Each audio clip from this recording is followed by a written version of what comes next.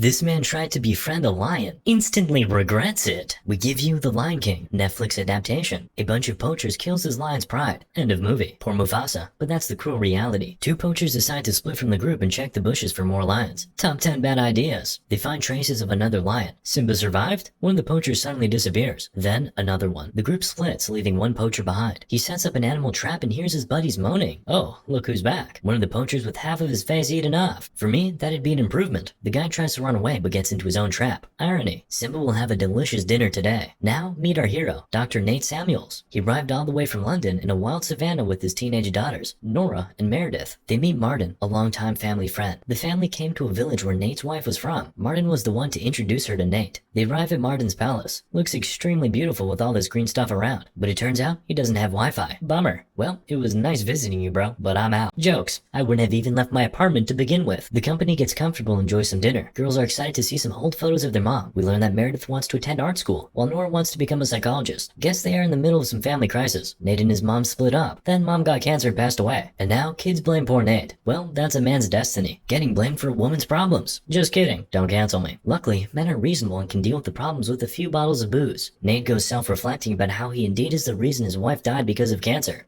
Not sure this is how that works. But he's a doctor here, so who am I to argue? The next day, our gang goes on a safari to admire some of Africa's stunning creatures. They arrive at the abandoned school to meet Banji, Martin's buddy and colleague. Martin goes to meet the lions he rose from cubs. Do those kitty cats remember their daddy? Oh, they sure do. Look how cute they are. Cute little kittens that can eat your face off in a second. Martin spots the girl lion Nandi has an injured paw, probably a wound from a bullet. The gang goes to a nearby village to ask the locals what they have heard about poachers. Imagine arriving in the village and finding some dude wearing a lion skin coat. That would be awkward. Nora mentions she's heard about anti-poachers, people who shoot down poachers, and Martin hides his sight. Whoa, is this a real thing? Nice excuse for a human safari. Anyway, our anti-poachers gang arrives in the village, passing by one of the poachers' trucks we've seen in the beginning. The village is inhabited by Sangha people who are very kind and polite. They speak the Venda language, and the girls speak it too. Oh wait, I heard about this one. In Bombay. Or is that from another village? Anyways, where's everybody? The place looks empty. Martin goes into the long house and immediately spots the kind people. Unfortunately, they all died due to a deadly death. Who did this? Looks like a lion. A vengeful one. Time to leave the friendly place, but Nora is missing. Nate runs around trying to find her. Oh, there she is. She's just in shock after seeing a dead cow. Urban people probably think burgers grow on trees. Actually, these days, they do. They drive from the village and spot a local on the road. He's hurt really bad. Nate runs for the medical kit while Martin covers the local. Nate returns to the fella, but it seems like he's gone to the wind. Martin splits up and goes searching. As we've learned, it's a bad thing to do in this movie. I mean, what's the point? There's a lion on the loose. I know, but it's Africa, and it's precisely the point of this place. But it's Martin on the loose now. He spots a lion's traces by the lake. The lion is somewhere close. Behind you! We hear a gunshot. Nate hears it too, and goes to check it out. Yes, leave your kids behind. What could possibly happen? They're in a car, and lions can't open doors. Or so I've been told. Now Meredith goes outside to play hero, but not for long. We hear a loud roar that makes Nate run back. Boom! Right into the window. Almost. Too bad the other window is down. The lion grabs Nate, and man versus nature happens while the girls try to start the car. They drive off, but the two women on the wheel hit a tree after 5 seconds of driving. Woman moment. The girls panic, and Nate tries to calm them down. Suddenly, they hear a radio. It's Martin. He's alive, but he's torn up like a piece of paper. The lion got him good. Nate tries to give him first aid on the radio, but just like,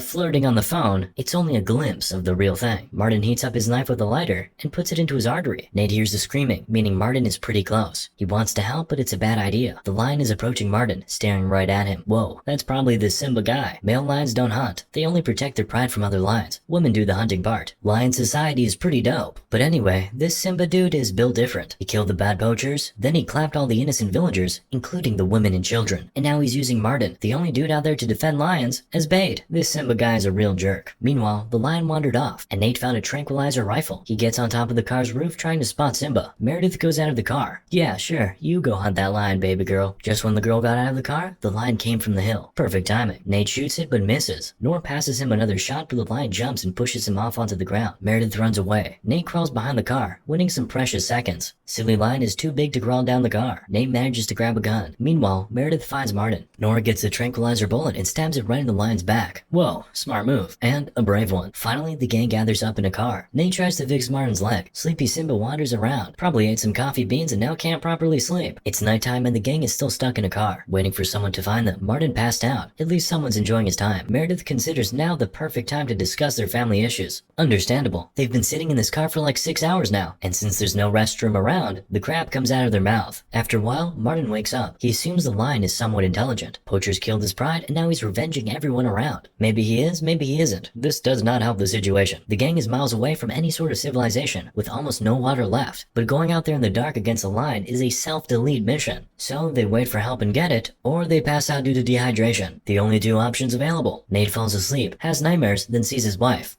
Ex-wife. Then Nate wakes up and asks Meredith for her forgiveness. He says he loved her mom, but things just couldn't work out. Sometimes a man has to choose between a beloved wife, the mother of his children, and an addiction to Japanese cartoons. The two things just don't get along well. But before Meredith can answer, they hear a radio giving some signals. Then a car approaches. People, hurrah! Oh, it's poachers with guns. A quieter hurrah. But who else would wander around in this place at night? Nate goes out of the car to negotiate with the poachers. It's a tense situation, but for $5 grand, poachers will help them out. I know, it sounds more than a typical Uber ride, but Nate is a lousy diplomat too. The deal is almost on, but then poachers open the car and see Martin, and they spot an anti-poacher. Whoops. Things escalate quickly. Poachers decide to take Nate's daughters by force, beating him down. Game over? Not yet. It's Simba time. I can't believe he actually said the line. The sleeping giant jumps out of the bushes and claps one of the poachers. The chaos begins. Poachers run after the lion, and Nate uses the situation to steal one of the trucks. Darn, it's got no keys. Daughters doubt their father doesn't know how to hotwire a car. That's kind of racist. Nate gets the walkie-talkie and finds the poacher who drove the truck and has the keys. After a few dead bodies, Nate finds a lake and the lion. Quietly, he hides behind the tree, and daughters begin to call him. These women just can't stop making problems. Nate hides the darn thing in a pile of crap, but the lion still comes to the spot, sniffing the weird load that makes sounds. Where's Nate? Sitting on a tree, trying to keep his shit together. He's all alone, with a snake. Can you leave the man alone for at least a minute? Before it bites Nate, he grabs the snake and throws it down on the lion, scaring him away. Meanwhile, a walking dead poacher wants to get inside the car. The girls don't let him in. Dad prohibits another man in his household before marriage. Understandable. Nate walks into the lake and stumbles into the lion again. They just can't live without each other. Simba jumps on a tree where Nate hides, but the girls annoy him by beeping the car, so he goes away. Finally, they did something. Nate finds a guy in yellow and takes his keys. He tells the girls he's going back and grabs an AK. Meanwhile, the kitty cat returns to the girls, kindly asking them to stop beeping the car. Then, Simba realizes there's a broken window, and he can take the wheel off to be 100% sure there will be no beeping, which scares our gang. The girls manage to escape and hide in the poacher's car. Martin fights the lion, and all the fighting gets the truck down the cliff. Game over. Or is it? Simba is injured but still alive. Martin is alive too, getting all covered with petroleum. Oh, I smell a genius idea. Martin gets his zippy. Light up. Nate finds his daughters alive in peace. Almost. Meredith got hurt. Just a scratch. Trust your dad. He's a doc. Nate checks out the fired up truck and pays respect. It's morning now and our gang moves fast, searching for some sort of civilization. But given where they are, they can only find an abandoned school that they saw yesterday. They get in. The place looks like a hideout for poachers. Meredith is hurt bad, so they search for some first aid. Nate finds some bondage and alcohol, but pours it into his daughter. What a waste. Nate goes out to search for some water, but guess who's back? It's Simba time. I can't believe you said the line again. What can possibly stop this beast? Simba walks straight into the school like he has studied here before. He finds the girls, they scream, and Nate returns just in time to spook it with his gun. They relocate to another place where Nate hides the girls. Then he grabs his knife and calls the line for a classy one-on-one duel, Call of Duty style. They get outside the school and start fighting. Nate does pretty well for a man against the lion. Suddenly, Martin's friendly pride spots them and comes for help. Now it's 2 lions on Simba. The battle finishes for good. Banji arrives for help. Perfect timing, just when everything has been sorted out. Nate wakes up in a hospital with his girls near him. It's all over. Later, they return to the savannah to take a photo of where their mom used to hang out. Moral of the story? I'm just like this lion. In fact, my doctor says I'm morbidly a beast. Hey, what is up guys? Scarce here. Just kidding. It's your old pal in movies. Sorry for the delay in uploads. I was at a wedding, and it was pretty cool. Anyway, I'll be back to uploading regularly. You're welcome.